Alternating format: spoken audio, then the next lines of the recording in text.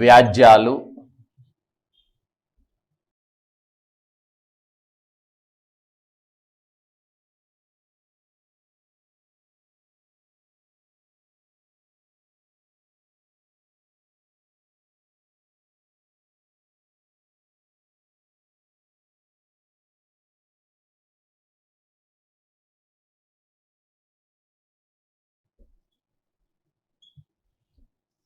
వీటినే మనం పిల్స్గా పేర్కొంటాం.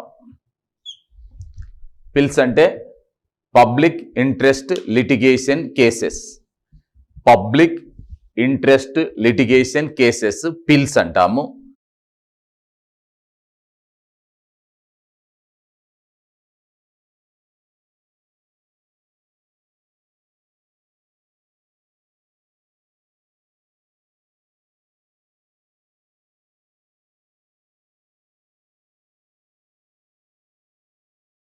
దాన్ని మనం ప్రజా ప్రయోజనాల వ్యాజ్యాలు అంటాం. వీటితో పాటు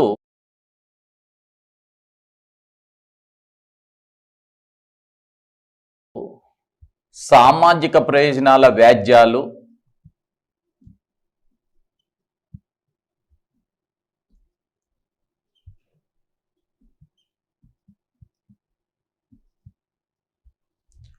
అలాగే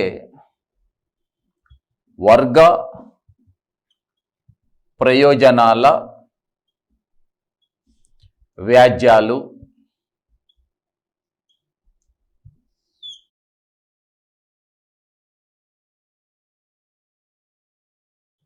వీటిని కాల్స్ అంటాము, వీటిని శాల్స్ అంటాము. ఇవి ఒకసారి చూడండి. వ్యాజ్యము అంటే కేసు. మామూలు తెలుగులో దాన్ని మనం వ్యాజ్యము అని పేర్కొంటున్నాం. వాస్తవంగా వ్యాజ్యము అంటే కేసు. ఇక్కడ విషయం ఏంటంటే ప్రజా ప్రయోజనాల వ్యాజ్యాలంటే అన్ని వర్గాలకు సంబంధించినటువంటి ప్రయోజనాలని సంరక్షించటం కోసం వేసేటటువంటి కేసులని ప్రజా ప్రయోజనాల వ్యాజ్యాలుగా పేర్కొంటాం. మరి సామాజిక ప్రయోజనాల వ్యాజ్యాలంటే SALs, social action litigation cases. Social action litigation cases. Social అంటే సామాజిక, యాక్షన్ లిటిగేషన్ ప్రయోజనాల వ్యాజ్యాలు. కాల్స్ అంటే క్లాస్ యాక్షన్ లిటిగేషన్ కేసెస్, వర్గ ప్రయోజనాల వ్యాజ్యాలు. సో ప్రజా ప్రయోజనాల వ్యాజ్యాలు, సామాజిక ప్రయోజనాల వ్యాజ్యాలు, వర్గ ప్రయోజనాల వ్యాజ్యాలు, కేసులు. ఇవన్నీ ఏంటివి? అసలు మనం చెప్పేటటువంటి ప్రాథమిక హక్కులకు వీటికి సంబంధం ఏమిటి? ప్రాథమిక హక్కులకు ఇక్కడ చెప్పేటటువంటి కేసులకు వీటికి సంబంధం ఏమిటి అంటే, భారత రాజ్యాంగంలో ఉన్నటువంటి రాజ్యాంగ పరిరక్షణ హక్కు ఏదైతే ఉన్నదో, ఈ హక్కు రాజ్యాంగంలో పొందుపరచడానికి గల కారణం ఏంటంటే, ప్రజల యొక్క హక్కులని, ప్రాథమిక హక్కులని కాపాడటం కోసం, సంరక్షించటం కోసం ఈ యొక్క రాజ్యాంగ పరిరక్షణ హక్కుని రాజ్యాంగంలో పొందుపరిచారు. భారత రాజ్యాంగం ప్రసాదించే ప్రాథమిక హక్కులని కాపాడటం కోసం, అమలుపరచటం కోసం ఈ యొక్క హక్కుని భారత రాజ్యాంగంలో పొందుపరిచారు.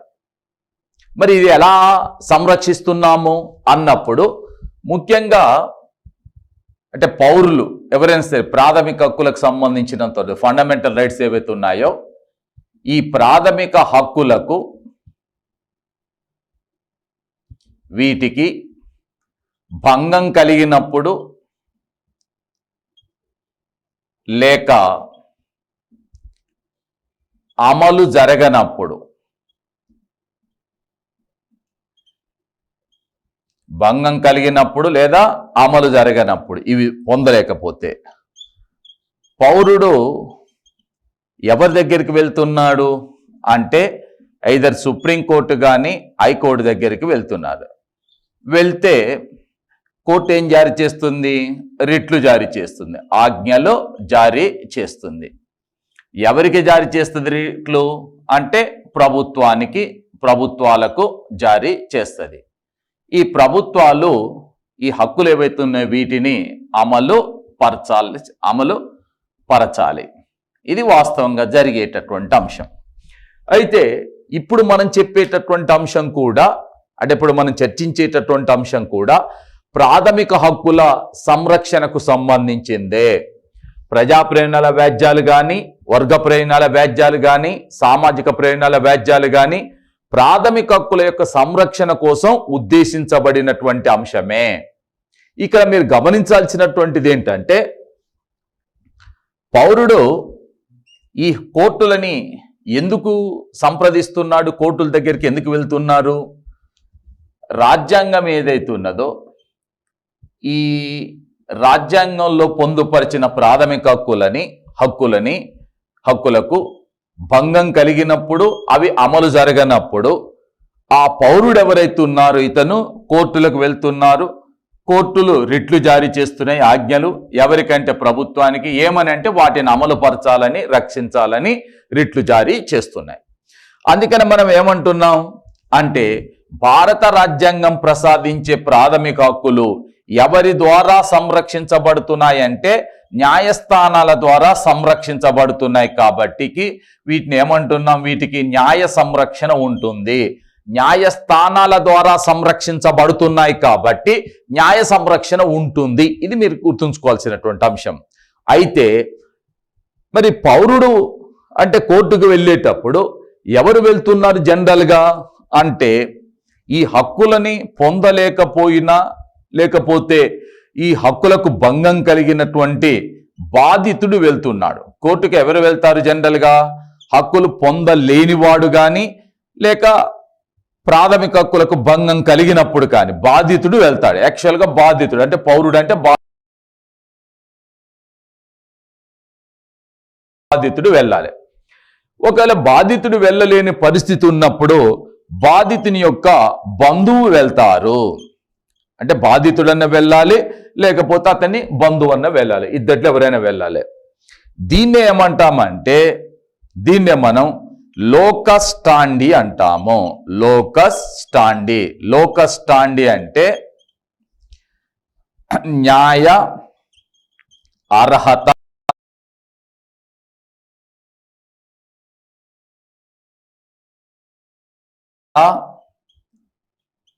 నియమం అంటాం. అంటే ఇతను బాధితుడు కానీ బంధువు కానీ కోర్టుకు వెళ్ళటానికి వీళ్ళకు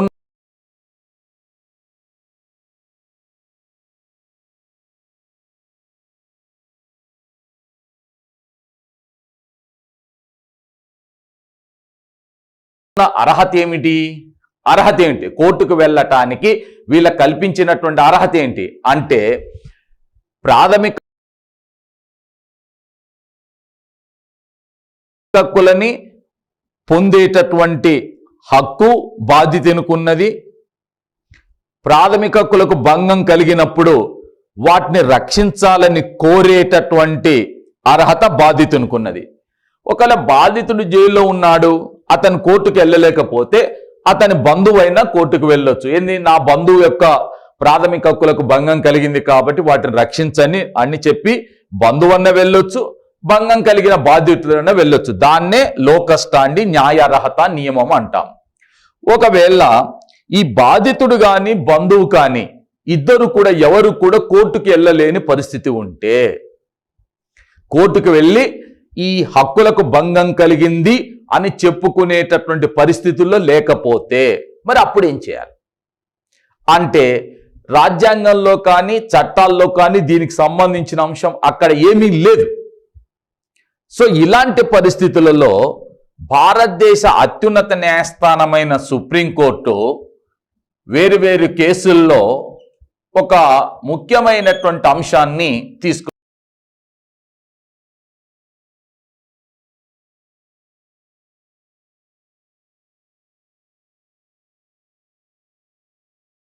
వచ్చింది. ముఖ్యమైన అంశం అంటే, ఇప్పుడు బాధితుడు కోర్టుకు వెళ్ళలేకపోయినాడు, బంధువు కూడా కోర్టుకు వెళ్ళలేకపోతున్నారు అనేక కారణాల చేత. సుప్రీంకోర్టుకు, హైకోర్టుకు వెళ్ళి ఒక అడ్వకేట్ నియామకం చేసుకొని అక్కడ పిటిషన్ వేసేటటువంటి స్తోమత అంటే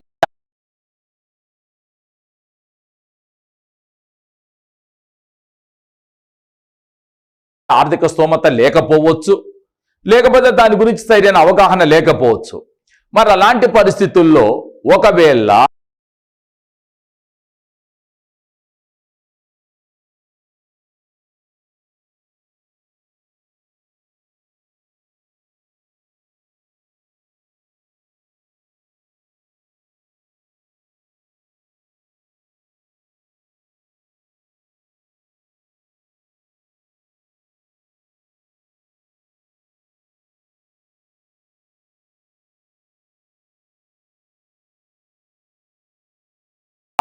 ఏ వ్యక్తి అయినా సరే ఒకవేళ అంటే నలుగురి యొక్క సంక్షేమాన్ని,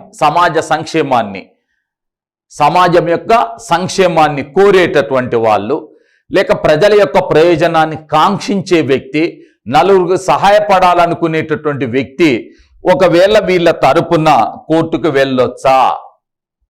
అలా వెళ్తే వాళ్ళని ఏమంటున్నాం మనము అంటే ప్రోబోనో పబ్లికో అంటున్నాం. ప్రోబోనో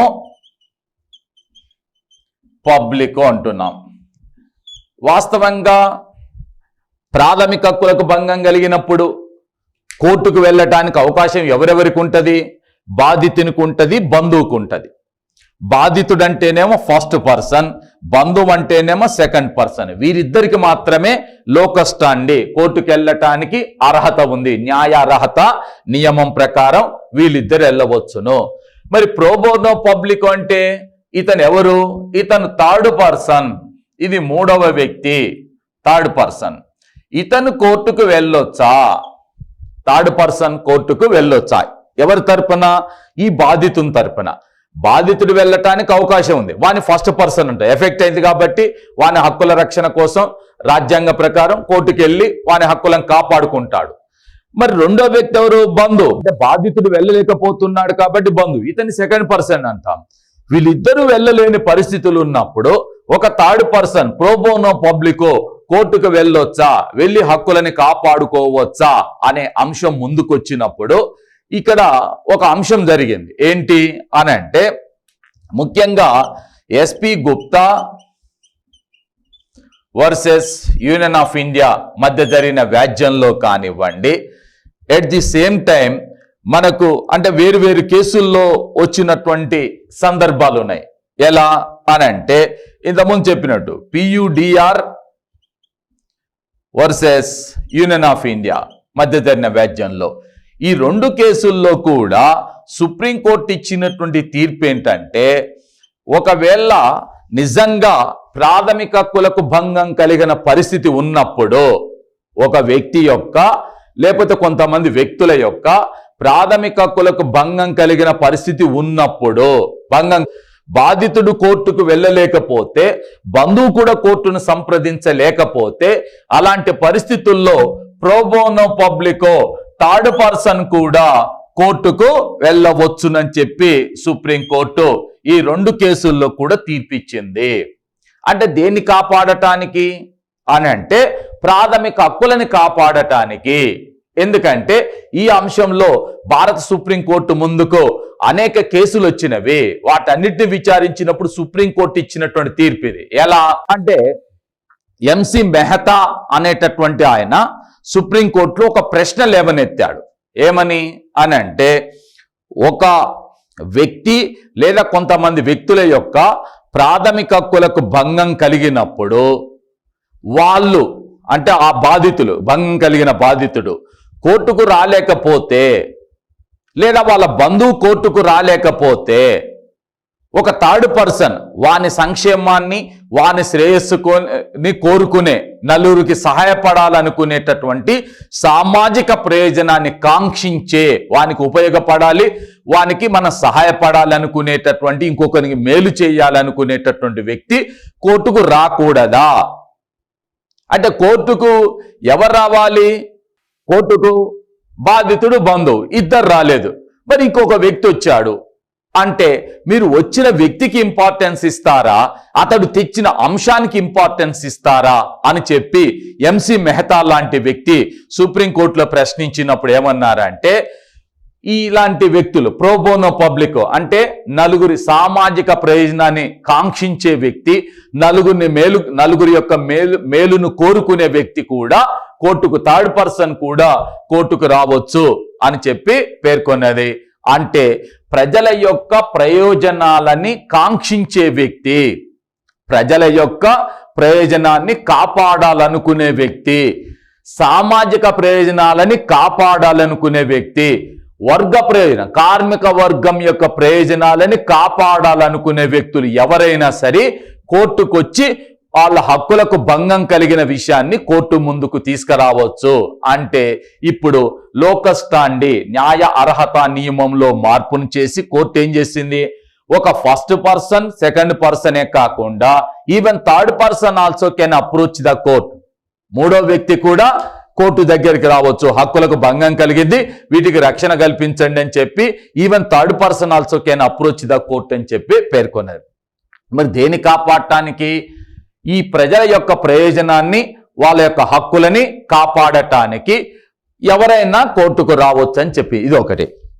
ఇక రెండో విషయం ఏంటంటే ఇంకో ముఖ్యమైనటువంటి అంశం, అంటే ఒకవేళ ఎవరైనా కోర్టుకు రాలేకపోయినప్పుడు, ఫస్ట్ పర్సన్ రాలేదు, సెకండ్ పర్సన్ రాలేదు, ఈవెన్ థర్డ్ పర్సన్ కూడా రాలేదు, కానీ ఒక లెటర్ పంపించుకున్నారు, ఒక లెటర్ పంపించినారు. ఎక్కడికి? సిజేఐకి పంపించినారు. ఎవరు? అబ్దుల్ లతీఫ్ అనేటటువంటి ఆయన పంపించినాడు. ఏమని పంపించినారు? సార్, నా హక్కులకు భంగం కలిగింది, నేను కోర్టుకు రాలేకపోతున్నారు, దయచేసి నా హక్కులని కాపాడండి అని చెప్పి ఇతను లెటర్ పంపించినాడు. పంపించినప్పుడు ఈ లెటర్ ఏదైతుందో దీన్నే సుప్రీంకోర్టు ఏం చేసింది, సిజే అంటే chief justice of India, supreme court ఏం చేసింది, లెటర్ని పిటిషన్గా స్వీకరించింది. పిటిషన్గా స్వీకరించి అమికస్ క్యూరీ అంటే ఉస్సేనారా ఖాతూన్ అనేటటువంటి వ్యక్తిని నియామకం చేసి ఇక్కడ కేసును విచారణ చేసింది. అంటే ఇప్పుడు లోకస్ స్టాండి, మీరు ఇక్కడ పదాలు ఇంపార్టెన్స్ దృష్టిలో పెట్టుకోండి. లోకస్ స్టాండి అంటే న్యాయ అర్హత నియమం. న్యాయ అర్హత నియమం ఎక్కడ వస్తుంది? ప్రాథమిక హక్కులను కాపాడుకోవటానికి, ప్రాథమిక హక్కుల అమలు కోసం కోర్టుకు ఎవరెవరు వెళ్ళొచ్చు అంటే ఆ బాధితుడైన వెళ్ళొచ్చు, బంధువైనా వెళ్ళొచ్చు. కానీ ఈ రెండు కేసుల్లో కూడా సుప్రీంకోర్టు ఇచ్చిన తీర్పు ఏమిటంటే ఈవెన్ ప్రోబోనో పబ్లికో, నలుగురి మేలును కోరుకునే మూడో పర్సన్ కూడా కోర్టుకు రావచ్చు అని చెప్పారు. కోర్టుకు థర్డ్ పర్సన్ ఆల్సో రావచ్చు అని చెప్పారు. మరి ఇక్కడ ఏం జరిగింది? ఫస్ట్ పర్సన్ రాలేదు, సెకండ్ పర్సన్ రాలేదు, థర్డ్ పర్సన్ రాలేదు, కానీ ఓ లెటర్ అయితే వచ్చింది. ఏమని? సార్, నా హక్కులకు భంగం కలిగింది, వీటిని కాపాడండి అని చెప్పి ఓ లెటర్ వచ్చింది. లెటర్ని కోర్టు ఏం చేసింది? పిటిషన్గా స్వీకరించింది. స్వీకరించి కేసును విచారణ చేయటం జరిగింది.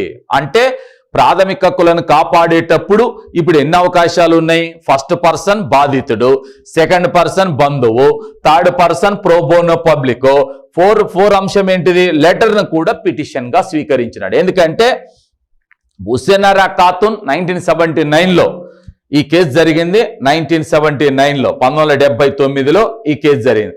ఈ కేసులో భారత సుప్రీంకోర్టు ఇచ్చిన ఇంపార్టెంట్ అనే తీర్పు ఏమిటి అని అంటే even an inland letter also can be treated as a petition.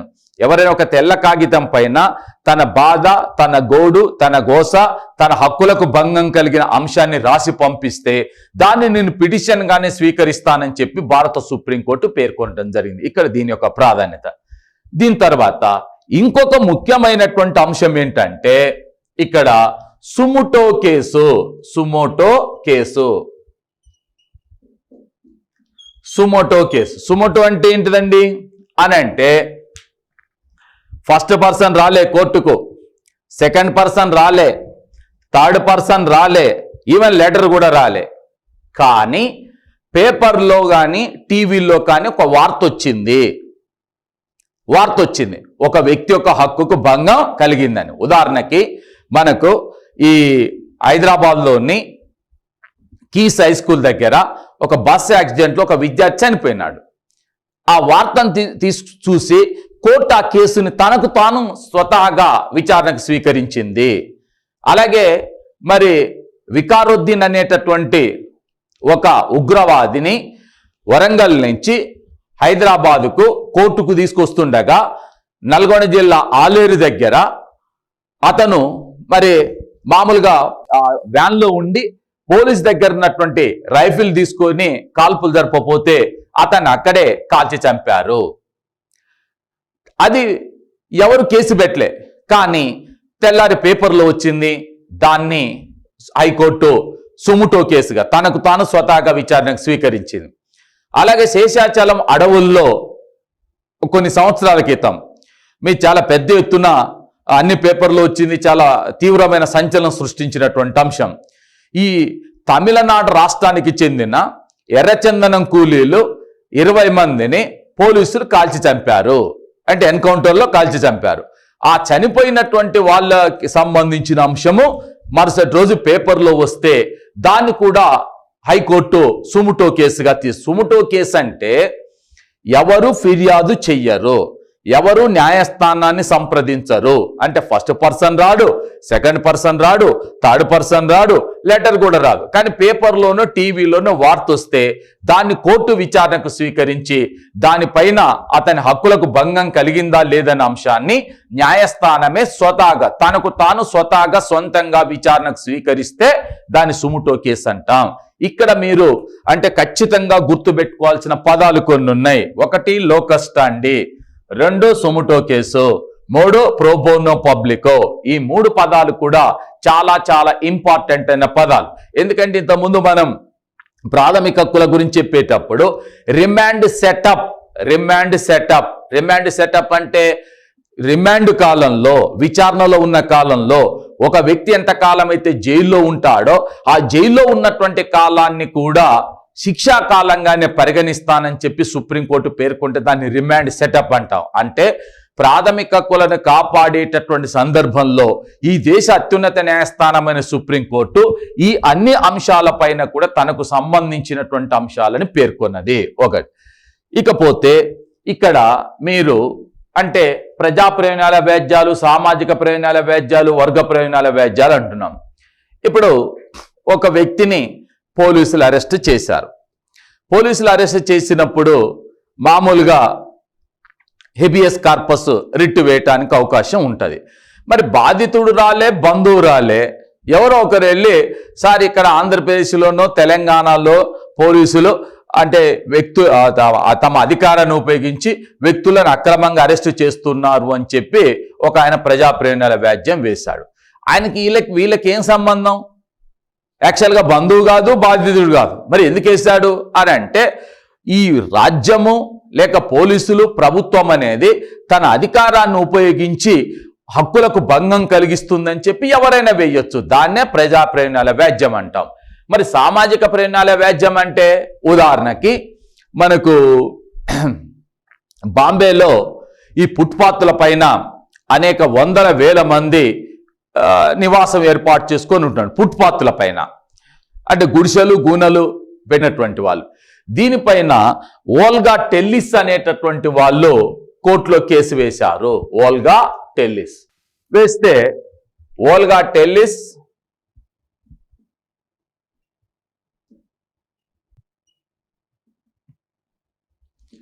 Versus Bombay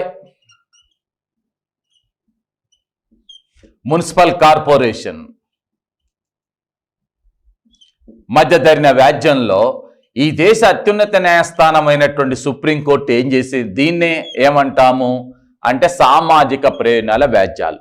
నిజంగా నిలువ నీడ లేని వాళ్ళు, గుడిసె లేని వాళ్ళు, నివాసం లేని వాళ్ళు, ఫుట్పాత్ల పైన అంటే కుటుంబాలను ఏర్పాటు చేసుకొని కాపురాలు చేసేటటువంటి వాళ్ళు ఎవరైతే ఉన్నారో వాళ్ళ ప్రయోజనాన్ని కాపాడటానికి ఈ ఓల్గా టెల్లిస్ అనేటటువంటి ఒక సామాజిక సంస్థ, అంటే ఎన్జిఓ, నాన్ గవర్నమెంట్ ఆర్గనైజేషన్ ప్రయత్నం చేస్తే సుప్రీంకోర్టు దాన్ని పిటిషన్గా స్వీకరించి ఈ బొంబాయిలో ఫుట్పాత్ల పైన నివసించేటటువంటి వాళ్లకు ఇమీడియట్గా ప్రభుత్వ నివాస వసతిని కల్పించేటట్లుగా చర్యలు చేపట్టండి అని చెప్పి ఆదేశించింది. అంటే ఏంటిది? మనిషి జీవించాలి. జీవించేటప్పుడు ఏమేమి అవసరాలు ఉంటాయి? ఆహారము, వస్త్రము, గృహము, విద్య, వైద్యం. వీటిని 5 కూడా కనీస అవసరాలు అంటాం. ఈ కనీస అవసరాల్లో నివాసం ఉండటం, నివాస వసతి కూడా ఒక ఇంపార్టెంట్ అయినటువంటి. జీవించాలంటే 5 ఉండాలి, అంటే జీవించే హక్కులో భాగమే. అది వాళ్ళకు లేదు కాబట్టి, అది ప్రాథమిక హక్కు కాబట్టి అది వాళ్ళకు లేదు, నివాసం లేవు కాబట్టి ఇక్కడ ఒక సంస్థ వెళ్ళి కోర్టులో కేసేసి సార్ వీళ్ళకు నివాసం ఉండటానికి ఏమీ లేదు, వాడు ఫుట్పాత్ల పైన ఉంటున్నాడు అంటే వాని జీవించే హక్కుకు భంగం కలుగుతుందన్న ఉద్దేశంతో ఈ దేశ అత్యున్నత న్యాయస్థానమైన సుప్రీంకోర్టు బాంబే మున్సిపల్ కార్పొరేషన్ని ఆదేశిస్తూ వాళ్లకు నివాస వసతిని కల్పించాలని చెప్పి ఆదేశించింది. ఇలాంటి వాటినే సామాజిక సమాజంలోని నిలువనీయడలేని కొన్ని వర్గాల యొక్క ప్రయోజనాన్ని, హక్కులని కాపాడటానికి ఉన్నత న్యాయస్థానం ఇచ్చినటువంటి కీలకమైన తీర్పే అది.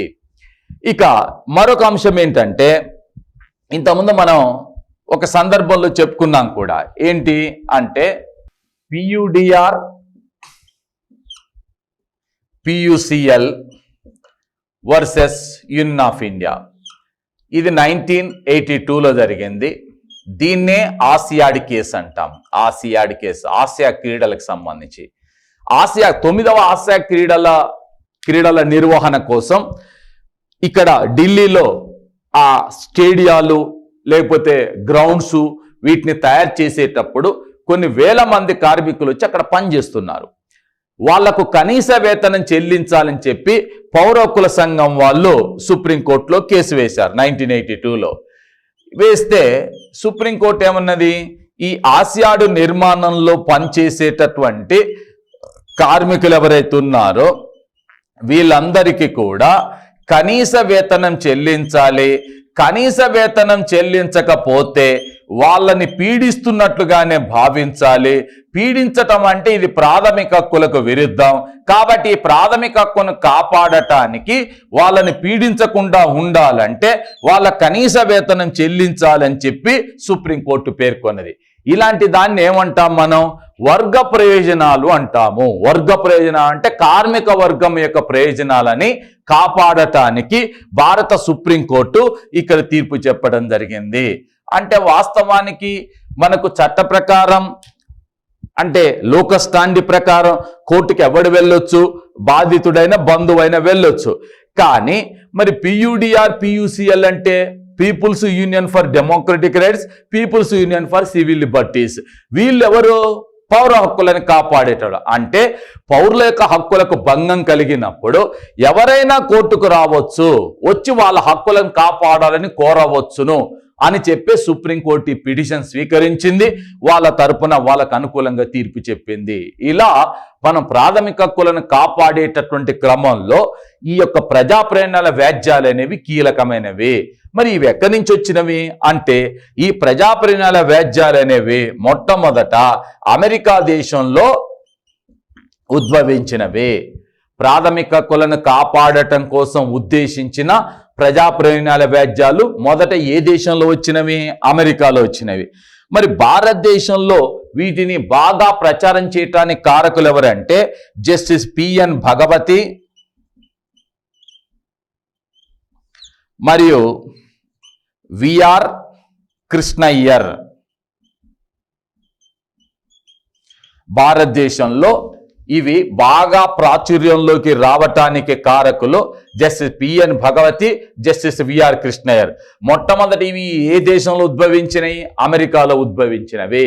అమెరికాలో ఉద్భవించినటువంటి ప్రజా ప్రయోజనాల వ్యాజ్యాల అనేటటువంటి అంశాన్ని, ఆ కాన్సెప్ట్ని భారతదేశంలో వీళ్ళ కాలంలో బాగా ప్రాచుర్యం పొందడం జరిగింది. జస్టిస్ PN భగవత్ అంటే సుప్రీంకోర్టు ప్రధాన న్యాయమూర్తిగా పనిచేసినాడు. ఆ తర్వాత కాలంలో ఇతను అంతర్జాతీయ న్యాయస్థానంలో కూడా న్యాయమూర్తిగా పనిచేశాడు. జస్టిస్ VR కృష్ణయ్యర్ అంటే సుప్రీంకోర్టులో న్యాయమూర్తిగా పనిచేశారు. వీళ్ళ కాలంలో ఈ ప్రజా ప్రయోజనాల వ్యాజ్యాలు అనేవి అత్యంత కీలక పాత్ర పోషించినవి.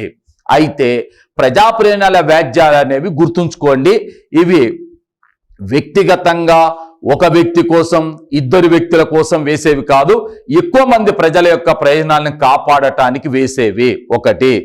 అయితే జనరల్గా వీటిని స్వప్రయోజనాల కోసం, స్వార్థ ప్రయోజనాల కోసం వాడుకోకూడదు. ఇది సుప్రీంకోర్టు గైడ్లైన్స్లోనే ఉన్నది.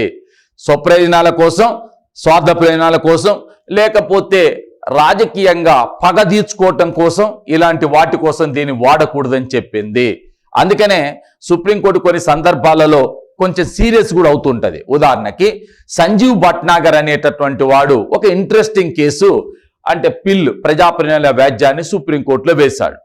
వాడు ఏమని వేశాడు సంజీవ్ భట్నాగర్ అనేటటువంటి అడ్వకేటు అని అంటే, ఈ జాతీయ గీతాన్ని ఆలపించేటప్పుడు మనం చదువుతున్నాం పంజాబ్, సింధ్, గుజరాత్, మరాఠా, ద్రావిడ, ఉత్కల, వంగ అని చెప్పి చదువుతున్నాం. అయితే ఈ పంజాబ్, సింధ్, గుజరాత్, మరాఠా అని చదివేటప్పుడు ఈ సంజీవ్ భట్నాగర్ లేవనెత్తిన అంశం ఏంటంటే, పంజాబ్ భారతదేశంలోనే ఉంది, మహారాష్ట్ర, మరాఠా భారతదేశంలో ఉంది, అదేవిధంగా ఉత్కల, వంగ, ఉత్కల అంటేనేమో ఒరిస్సా, వంగ అంటేనేమో బెంగాలు ఉన్నవి, కానీ సింధ్ అనేటటువంటిది భారతదేశంలో లేదు. సింధ్ అనేటటువంటి రాష్ట్రం స్వాతంత్రం వచ్చేటప్పుడు పాకిస్తాన్లోకి వెళ్ళిపోయింది. ఇప్పుడు అది పాకిస్తాన్లో రాష్ట్రంగా ఉంది. పాకిస్తాన్లో రాష్ట్రంగా ఉన్నటువంటి సింధ్ పేరుని భారత జాతీయ గీతంలో మనం ఎలా చదువుతాం?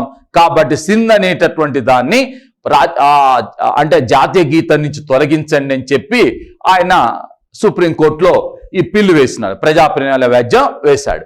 వేస్తే సుప్రీంకోర్టు మొత్తం దీనికి బాగా అంటే విచారించిన తర్వాత ఏం చేసింది అంటే, ఈ సంజీవ్ భట్నాగర్ వీనికో 10,000 జరిమానా విధించండి అని చెప్పి అతన్ని ఫైన్ వేసి బయటికి వెళ్ళగొట్టింది. మీరు అందరండి అదేంటి అని అంటే, సింధ్ అనేటటువంటి పదం అనేటటువంటిది ఏదైతుందో, ఇవాళ మనం హిందూ అనే పదం వచ్చింది కూడా సింధు నది. సింధు నది భారతదేశానికి సంబంధించిన సింధు నది, హిందూ పదం అని వచ్చింది, సింధు నాగరికత. అదేవిధంగా భారతదేశంలో భారత రాజ్యాంగం సింధీ భాషని మరి రాజ్యాంగం గుర్తించింది.